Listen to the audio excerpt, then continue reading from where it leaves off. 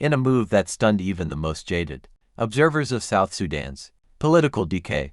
President Salva Kiir issued a decree appointing U.S. sanctioned tycoon Bal Mel as first vice chairperson of the SPLM, widely viewed as the launching pad to the presidency. This role now places a man blacklisted for grand corruption in direct line to lead the country. Mel's appointment as first vice chairperson of the SPLM is more than an internal reshuffle.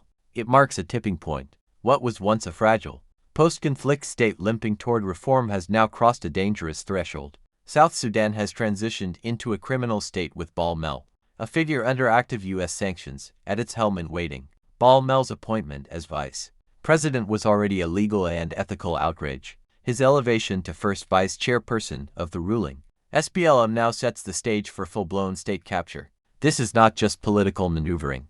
It is the formalization of a criminal state, with a U.S.-sanctioned businessman being groomed for the presidency in open defiance of constitutional order and international norms. Bal Mel remains listed under global Magnitsky sanctions for looting public funds through a web of companies and steel chairs, ABMC TISS and related oil road outfits. His appointment violates multiple provisions of South Sudan's transitional constitution, including Art 121-2, which bars public officials from practicing any private profession, transact commercial business, and the RCSS demands clean, transparent, and accountable. Beyond domestic law, his rise flouts binding international commitments under the UN Convention Against Corruption and the African Union Anti-Corruption Convention, both demanding the exclusion of officials credibly implicated in graft. Don't forget to subscribe our channel. Thanks. Now, the South Sudanese top has a lot's disagreement going on